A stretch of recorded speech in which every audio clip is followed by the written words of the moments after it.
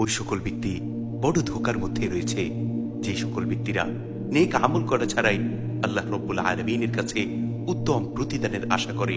যেমনি ভাবে যদি কোনো চাকরিজীবী সারা মাস তার চাকরিতে শ্রম না দিয়ে, ব্যবসায়ী সারা মাস তার ব্যবসায় সময় না দিয়ে, মাস শেষে চাকরিজীবী যদি তার বেতনের আশা করে, ব্যবসায়ী যদি তার ব্যবসার লভ্যাংশ আশা করে, এটা যেমন নিতান্তই বোকামি, তেমনি ভাবে যদি কোনো ব্যক্তি নেক আমল করা ছাড়া আল্লাহ রব্বুল আলামিনের কাছে উত্তম প্রতিদানের আশা করে, ওই ব্যক্তির মতো বড় নির্বোধ, ওই ব্যক্তির মতো বড় বোকা আর কেউই হতে পারে না।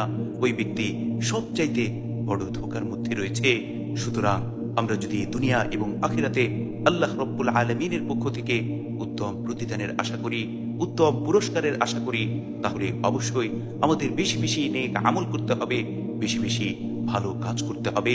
কেননা আল্লাহ রব্বুল আলামিন পবিত্র কোরআনের সূরা আর রহমানের মধ্যে স্পষ্টভাবে ইরশাদ করেন, হাল জাযাউল ইহসান ইল্লাল ইহসান, হাল জাযাউল ইহসান ইল্লাল ইহসান।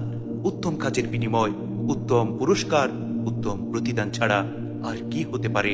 অর্থাৎ নেক আমল করলে অবশ্যই আল্লাহ রব্বুল আলামিন এর প্রতিদান স্বরূপ উত্তম পুরস্কার দান করবেন। সুবহানাল্লাহ, সুবহানাল্লাহি ওয়া বিহামদিহি, সুবহানাল্লাহিল আযীম।